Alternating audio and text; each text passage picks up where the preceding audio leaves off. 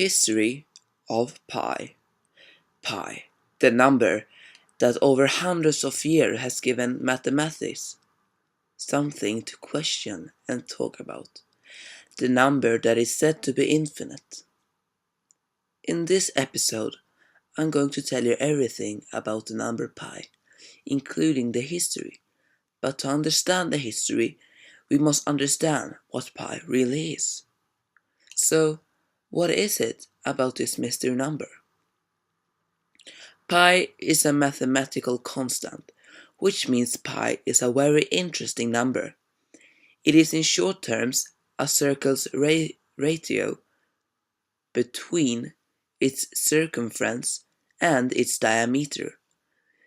To give some perspective, if we have a circle that has the diameter of 1 centimeter and you roll it out one time, it will give a line of the distance 3.14 centimeters, which is pi. We use pi to calculate what the circle's area, perimeter, and about cones, cylinders, and more. It is important to remember that pi is an irrational number, which means it cannot be expressed as a fraction.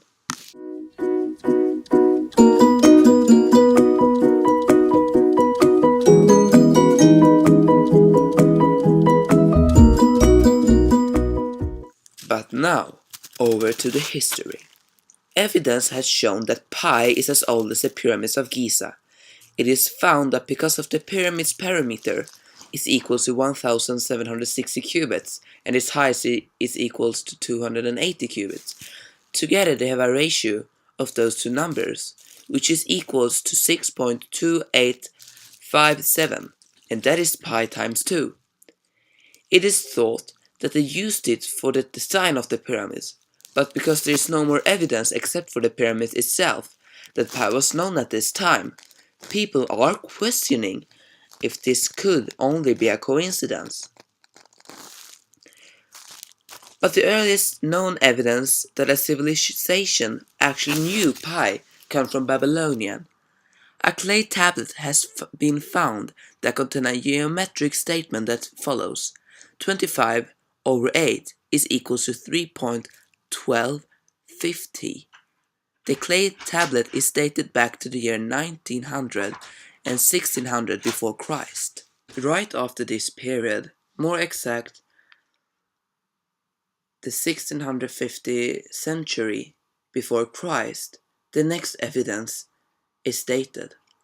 It is a papyrus paper from Egypt containing the area of a circle, in parentheses 16 divided by 9 squared, which is equals to 3.1605.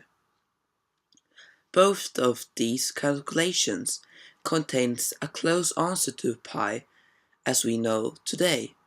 Both are within 1% of its true value. The next known evidence comes from India, from the Shulba Sutras, 600 years before Christ.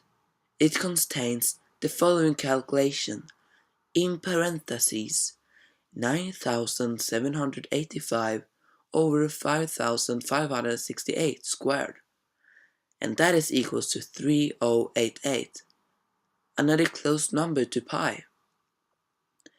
And India continues to show this by the next evidence, which show in square root 10 is equals to 3.1622, but that does not either show the correct value of pi, only a close number. But the next evidence is going to be mind-blowing. It contains the exact value of pi to the second decimal, something no proof except the Giza pyramids has shown. It comes from the Hebrew Bible that shows the ceremonial pod in the Temple of Solomon. It shows its diameter is equal to 10 cubits and its circumference is equal to 30 cubits.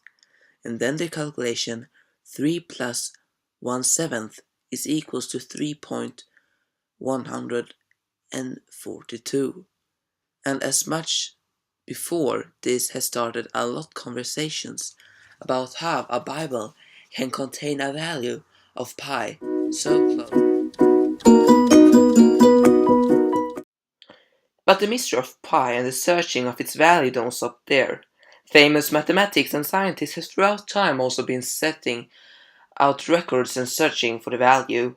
People like Archimedes and Isaac Newton, for example.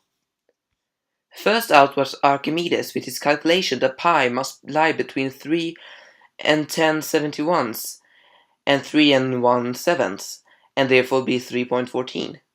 He did that by drawing up a circle and then a triangle inside, and then he added sides on the triangle loads of time to get hexagons.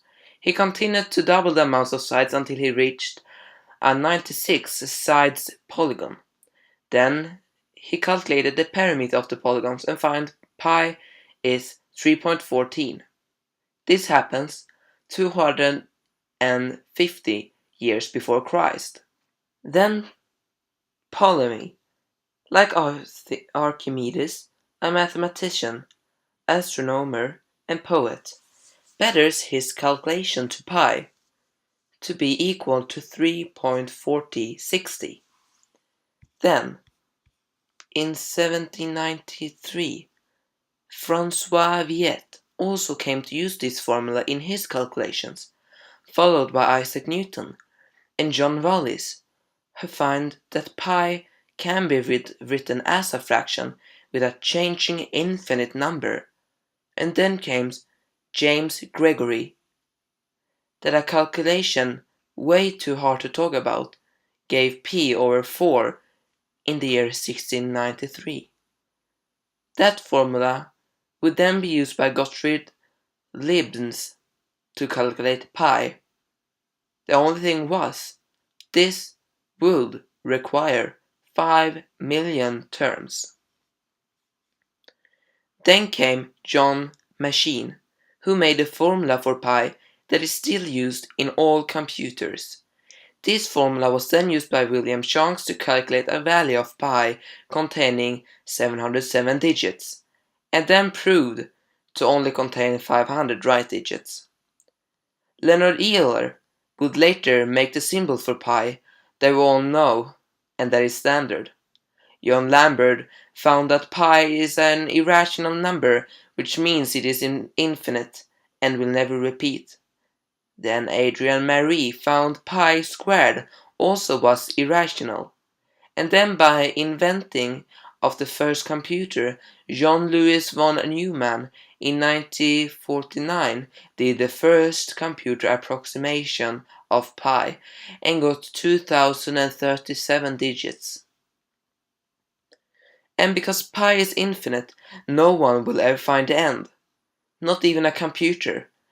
They will just continue to calculate until we demand it to stop. And the latest calculations of pi show over 50 million digits.